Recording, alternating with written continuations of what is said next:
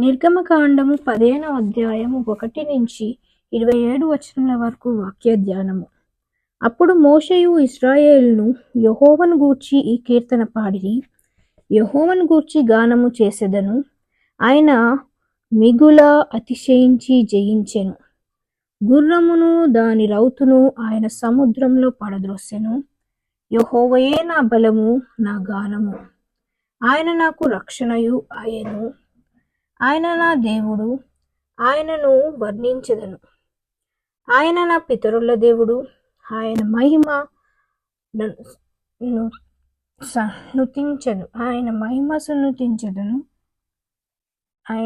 మహిమ నుతించెదను. యెహోవా యుద్ధశూరుడు, ఆ యెహోవా అని ఆయనకు పేరు. ఆయన ఫరో రథములను అతని సేనను సముద్రంలో పడద్రోసెను. అతని అధిపతుల్లో శ్రేష్ఠులు ఎర్ర సముద్రంలో మునిగిపోయిరి. అగాధ జలములు వారిని కప్పెను. వారి రాతి వల్లే అడుగంటిపోయిరి. యెహోవా నీ దక్షిణ హస్తము బలమొంది అతిశయించును. యెహోవా నీ దక్షిణ హస్తము శత్రువుని చిత్తగొట్టును. నీ మీదికి లేచువారిని నీ మహిమాతిశయము వలన అణిచివేయుదువు. నీ కోపాగ్నిని రగులజేయుదువు. అది వారిని చెత్తవలె దహించును. నీ నాసికాంధ్రముల ఊపిరి వలన నీళ్లు రాశిగా కూర్చబడెను. ప్రవాహములు కుప్పగా నిలిచెను. అగాధ జలములు సముద్రము మధ్య గడ్డకట్టెను. తరిమెదను కలుసుకొని యొద్దను. దోపుడు సొమ్ము పంచుకొని యొద్దను. వాటి వలన నా ఆశ తీర్చుకొందునొద్దను. నా కత్తి దూసెదను. నా చెయ్యి వారిని నాశనము చేయునని శత్రువు అనుకొనును. నీవు నీ గాలిని విసరచేసితివి. సముద్రము వారిని కప్పెను. వారు మహా అగాధమైన నీళ్లలో సీసము వలె మునిగిరి. యెహోవా వెల్పలలో నీ వంటి వాడెవడు? యెహోవా వెల్పలలో నీ వంటి వాడెవడు? పరిశుద్ధతను బట్టి నీవు మహనీయుడవు. స్తుతి కీర్తనను బట్టి పూజనీయుడవు. అద్భుతములు చేయువాడవు. నీ వంటి వాడెవడు? నీ దక్షిణ హస్తమును చాపితివి. భూమి వారిని మృంగివేసెను. నీవు విమోచించిన ఈ ప్రజలను నీ కృపచేత తోడుకొని పోతివి. నీ బలము చేత వారిని నీ పరిశుద్ధాలయమునకు నడిపించితివి. జనములు విని దిగులపడును. ఫిలిష్తీయ నివాసులకు వేదన కలుగును. ఏదోము నాయకులు కలవరపడుదురు. మోయాబు బలిష్ఠులకు వణుకు పుట్టును. కనాను నివాసులందరూ దిగులొంది కరిగిపోవుదురు.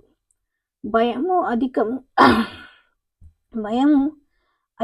భయము వారికి కలుగును.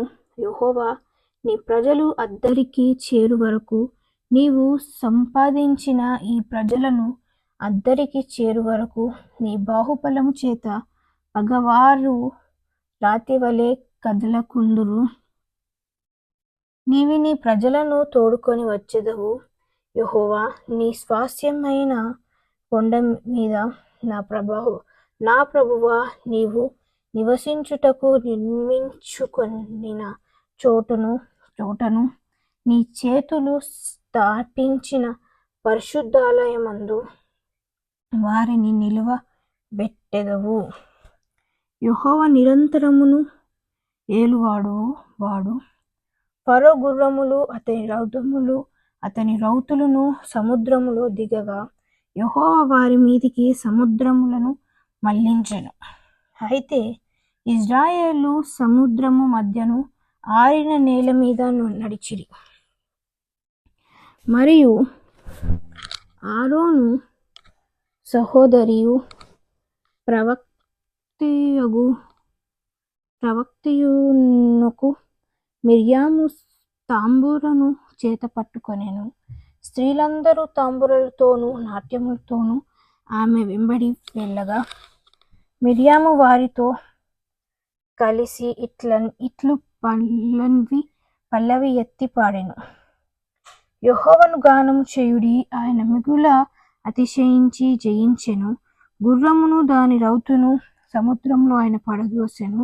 మోషే ఎర్ర సముద్రం నుండి జనులను సాగచేయగా వారు షూరు అరణ్యంలోనికి వెళ్ళి దానిలో 3 దినములు నడిచిరి. అచ్చట వారికి నీళ్లు దొరకలేదు. అంతలో వారు ఆ మారాకు చేరిరి. మారా నీళ్లు చేదైనవి గనుక వారు ఆ నీళ్లు త్రాగలేకపోయిరి. అందువలన దానికి మారా అను పేరు కలిగెను. ప్రజలు మేమేమి త్రాగుదుమని మోషే మీద సనుగు కొనగా అతడు యెహోవాకు మొరపెట్టెను. అంతటా యెహోవా అతనికి ఒక చెట్టును చూపెను. అది ఆ నీళ్లలో వేసిన తరువాత నీళ్లు మధురములాయెను. అక్కడ ఆయన వారికి కట్టడను విధించి నిర్ణయించి అక్కడ వారిని పరీక్షించి, మీ దేవుడైన యెహోవా వాక్కును శ్రద్ధగా విని ఆయన దృష్టికి న్యాయమైనది చేసి ఆయన ఆజ్ఞలకు విధేయులై ఆయన కట్టడలన్నిటినీ అనుసరించి నడిచిన ఎడల నేను ఐగుప్తులకు కలుగజేసిన రోగముల్లో ఏదియూ మీకు రానియ్యను. నిన్ను స్వస్థపరచు యెహోవాను నేనే అనెను. తరువాత వారు ఎలీమునకు వచ్చిరి. అక్కడ 12 నీటి బుగ్గలను 70 ఈత చెట్లను ఉండెను. వారు అక్కడనే ఆ నీళ్ల యొద్ద దిగిరి.